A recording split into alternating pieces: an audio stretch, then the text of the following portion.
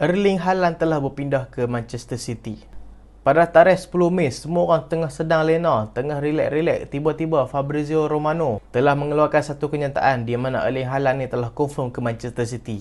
Sebenarnya orang-orang ni dah ramai dah yang gemparkan, tapi aku ni still tak percaya lah. Sebab aku percaya dekat seorang je lah, iaitu Fabrizio Romano. Sebab lain tu rumor je. So bila Erling Haaland pindah ke Manchester City ni, kita tengok adakah dia boleh suit dengan taktikal Guardiola. Sebelum tu Erling Haaland ni dia pindah dekat Manchester City, dia dah done pun medical test dekat Manchester City. Dan Erling Haaland ni akan menerima gaji 375,000 seminggu dekat Manchester City, iaitu sama dengan Kevin De Bruyne. Hui, seminggu je lah boleh cover EPF orang sampai kerja 50 tahun tu. Aduh, tak tahulah.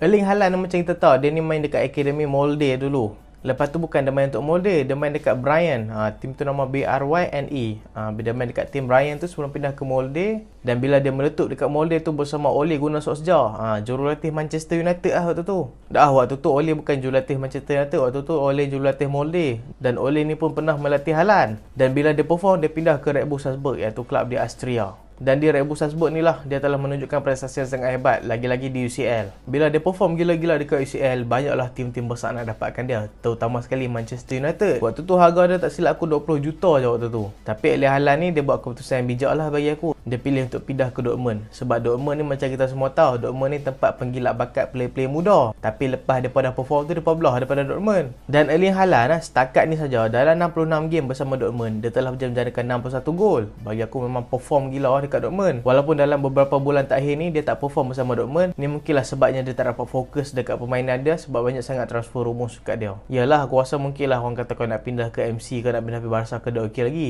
Tapi mungkin disebabkan rumus ke Manchester United tu dia takut. Siapa tak risau hang dikaitkan dengan Manchester United? Bagi aku Manchester United ni dia banyak rosakkan karier player-player muda. Dan walaupun aku sendiri lah fan Manchester United, kita dapat tengoklah banyak player-player yang dirosakkan karier mereka di Manchester United. Dan dekat Norway ni, walaupun Haaland ni tak pernah bawa Norway ni masuk World Cup, tapi dia ni boleh dikawal perform juga dekat Norway. Sebab baru dia main 17 game bersama Norway, dia telah skor 15 gol untuk Norway. Memang paduah dia ni. Dah lah tinggi, besar, laju. Dia ni kira region Zlatan Ibrahimovic lah, tapi versi lagi padu. Sebab dia ni ada speed. Tapi ada satu benda yang merisaukan aku. Kita cerita pasal benda ni dulu sebelum kebaikan Erling Haaland ni. Sebab aku tengok semua striker di zaman Pep Guardiola ni kebanyakannya fail, kecuali Robert Lewandowski. Dekat Barcelona dulu, Zlatan Ibrahimovic pun tak dapat perform bila duduk bawah Guardiola.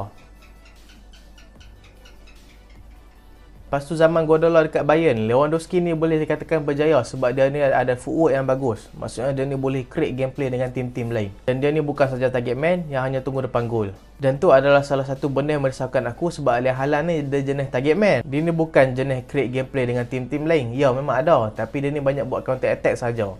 Dan aku takut taktikal Guardiola ni tak suit dengan dia. Kita tengok kemungkinan perubahan formation di Manchester City apabila Haaland main. Ada kemungkinan 3 formation yang akan dimainkan oleh Guardiola apabila Haaland bermain. Yang pertama adalah 4-3-3 serangan. Di mana kalau Manchester City main sebagai 4-3-3 serangan, Haaland akan diplot sebagai striker tengah. Sebab selalu kalau Manchester City dia pemain sebagai striker tengah, dia pun akan letak Gabriel Jesus dekat tengah tu. So Gabriel Jesus ni macam apa tak lah, dia ni memanglah seorang player yang hebat, tapi dia ni bukanlah seorang striker yang tajam. Dan dengan datangnya Haaland ni, dia mungkin akan menambahkan ketajaman serangan Manchester City.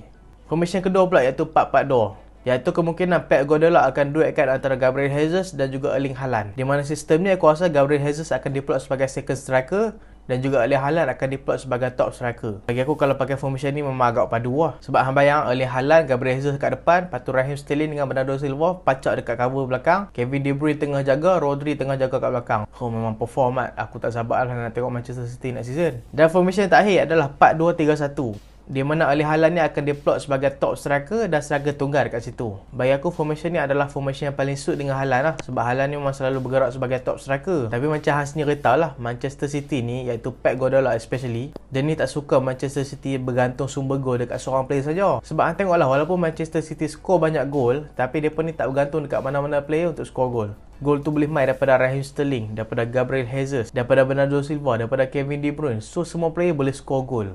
Tapi cuba kita tengok, adakah Manchester City betul-betul perlukan Haaland ni ataupun mereka ni saja-saja je nak beli Haaland ni sebab dia murah? Murah lah dengan prestasi dia lah ni, iaitu release clause dia lebih kurang 75 juta saja. Boleh dikatakan murah lah dia.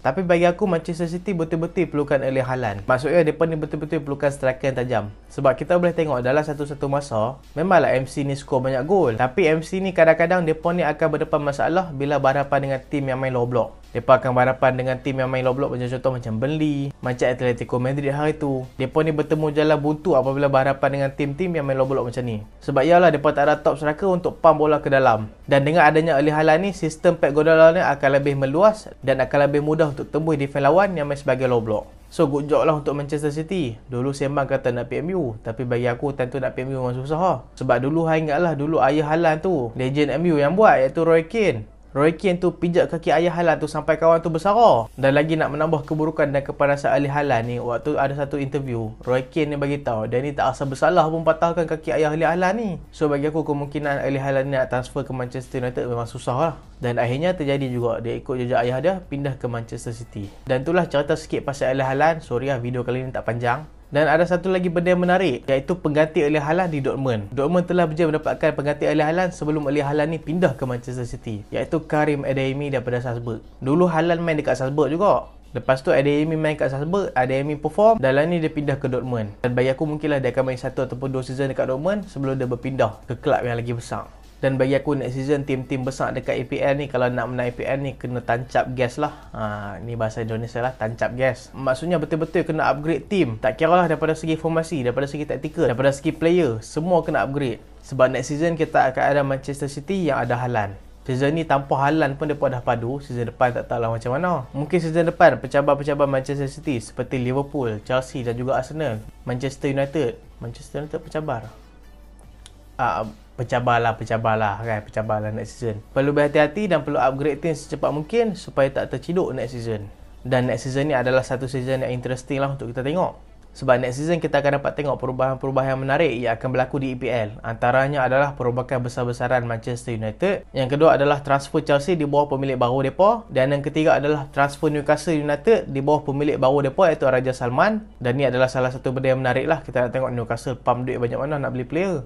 Yang keempat adalah performance duo London, iaitu performance Spurs di bawah Conte dan juga performance Arsenal di bawah Arteta. Bagi aku next season Spurs boleh dikatakan adalah antara tim yang underdog lah. Kita memang kena perhati betul-betul mereka ni. Sebab kita dah dapat tengok player-player pun dah dapat jar dengan sistem Conte ni. Memang agak bahaya lah season depan. Dan Arsenal di bawah Arteta pun semakin solid lah ni. Player-player pun dah makin sesuai dengan sistem Arteta. Tapi satu benda lah, Arteta ni masih lagi tak master. First team player dia aja padu, tapi player-player sub dia tak padu. Itulah yang menyebabkan bila first team player dia injured, dia gelabah lah.